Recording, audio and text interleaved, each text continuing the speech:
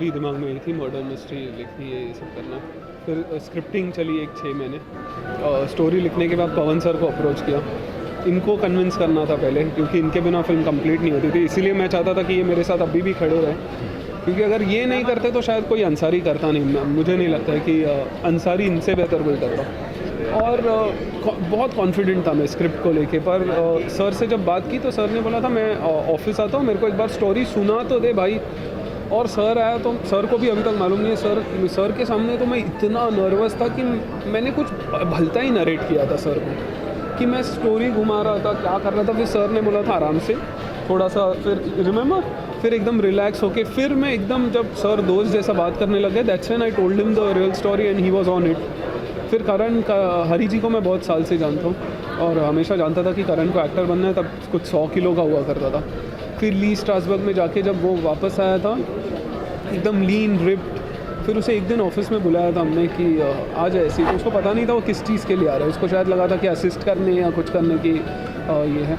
और आया तो उसका पूरा ऑडिशन सेट था, उसने बाकायदा ऑडिशन दिया, हमने उसको फाइनल किया। और फिर जाके उसके फादर को मैंने बोल दिया था कि मैं करण के साथ एक फिल्म कर रहा हूँ और ऐसे ऐसे रोल कर रहा हूँ। तो casting was very easy. Once Pawan sir was there in the film then everything for me as of now, मतलब मुझे मेरे लिए तो एकदम केक वॉक जैसा हो गया। Tell us about the story, how is it going and आज ट्रेलर लॉन्च होने वाला है तो उसके बारे में कुछ बताइए कि किस तरह की स्टोरी है। ये 1 hour 50 odd minutes की फिल्म है। उसको हमने 3 मिनट में आज बताने की कोशिश कर रहे हैं, जो प्रेस को जाएगी, और थिएट्रिकल ट्रेलर है जिसे कहते हैं। ये एक इन्वेस्टिगेटिंग स्टोरी है, सस्पेंस थ्रिलर है, जो पवन सर के पॉइंट ऑफ व्यू से पूरी स्टोरी चल रही है कि गोवा में क्राइम हो रहा है, टूरिस्ट किडनैप हो रहा है, ये हो रहा है, ऐसे सब बताया जा रहा है। और पुलिस पे बड़ा प्रेशर है क्योंकि गोवा एक टूरिस्ट कैपिटल है। इंडिया नहीं चाहता है कि गोवा का नाम खराब हो, क्योंकि major revenue comes from tourist and all that.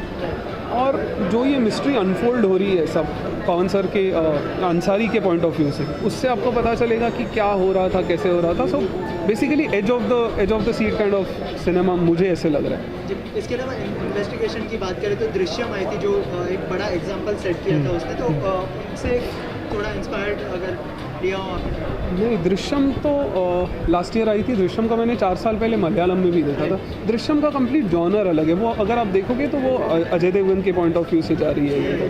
This is complete different, कि ये एक इन्वेस्टिगेशन पॉइंट ऑफ व्यू से जा रही है। It's a who done it. Who done it. एक के बाद एक मर्डर हो रहे हैं और ऑडियंस, फॉर एग्जांपल एक बहुत पुरानी फिल्म है Teesri Manzil, who done it. I am not saying कि उससे मेल खाती है, एंड हू डन इट मेल खाती हो तो फिर कोई बनाने का मतलब भी नहीं है। It has to be a different story, but it's basically you can call it, it's a thriller. Who done it, a group of boys and girls, they are friends, they working together. किसी का birthday है, वो तय करते हैं कि weekend में birthday मनाने गोवा जाएंगे। उसके बाद एक उनके ग्रुप में डेथ्स होनी शुरू होती हैं। फिर ये पुलिस ऑफिसर आता है अंसारी, जो मैं किरदार कर रहा हूँ, और ये उसको अब सुलझा पाता है कि नहीं, ये तो थिएटर में ही दिखा सकते हैं। और हू डन इट ऐसी चीज़ है जो आप थिएटर में आएंगे एक बारी कम, क्योंकि हू डन इट में एक छोटा सा इंसर्ट भी अगर शॉर्ट डायरेक्टर डालता है तो वो भी इम्पॉर्टेंट होता है। वो कहाँ आपको लेके जाता है कि जहाँ पर as long as we if you can hold your audience and audience are interested in the film, तो वो इम्पॉर्टेंट है। Film looks very good, they are interesting scenes, बहुत अच्छे किरदार हैं। जो यंगस्टर्स भी, जो ग्रुप ऑफ यंगस्टर्स हैं, वो आपस में सब अलग अलग तरह के किरदार हैं। जो फिल्म की एक एसेट होता है, जब आप ये कहानी सुना रहे हैं और उसमें 5, 6, 7, 10 लोग एक साथ हैं और सबके अलग अलग अपना अप्रोच है लाइफ को लेके, वो अपने आप में एक इंटरेस्टिंग होता है। और कहानी कैसे फ्लो करती है ना, और म्यूज़िक अच्छा है। तो कोशिश तो की है कि एक अच्छी फिल्म बनाए।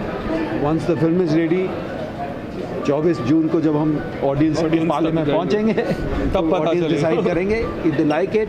क्योंकि हू डन इट में फ्लो कैसा है, आप एज ऑफ द सीट पे ला सकते हैं लोगों के नहीं। और ये भी एक बहुत इंटरेस्टिंग चीज़ है कि आप देखिए, जब हू डन इट अच्छी बनी है उसमें रिपीट वैल्यू भी हुई है। जबकि स्ट्रेंजली अगर हू डन इट में क्या है कि आपको मालूम नहीं है कि कौन मर्डर होगा, आप सोचते हैं ये है, पर देखने के बाद अगर आपने if you done a good job, people will come back to theatre. So वो ये जो ऑनर, मैंने पहली बार हू डन इट का मैं हिस्सा बना, तो अच्छा है। I have enjoyed working with him. जैसे सब लोग पूछ रहे हैं फर्स्ट टाइम डायरेक्टर नहीं, बट फर्स्ट टाइम डायरेक्टर का एक और होता है कि एक भूख होती है तो वो भी एक सिर्फ इसमें ये जानना होता है कि सिनेमा किस तरह से होगा, ये बेसिक पता है कि नहीं, but he has been around connected with cinema for very long time. So वो एक सेफ गेम थी, और जितने भी यंगस्टर्स हैं they have put in the best you know. So वो क्योंकि नया भूख है, जैसे मुझे आज भी सब कुछ नया लगता है क्योंकि मैं हर बार एक नए किरदार करता हूँ, I don't stick to one kind. तो हर बार मुझे भी उतना ही डर होता है क्योंकि मेरे लिए एक नया किरदार, नई कहानी, नया फिल्म है। मैं ऐसा नहीं सोचता हूँ, जो कर चुके हैं वो तो कर चुके हैं। तो it's been a interesting journey. हमने शूटिंग करते हुए बहुत मज़ा किया, शाम को सब लोग बैठ के गाना बजाना, घूमना, जिम जाना, बीच पे जाना, कभी बाहर खाने एक साथ जाना, वो सब फिल्म की शूटिंग को भी बहुत मज़े से किया। शूटिंग के दौरान, उसके बाद पैकअप के बाद भी you know everybody enjoyed it, and I hope the film which we have made audience also. Audience also. Then I hope you liked the trailer. Thank you so much.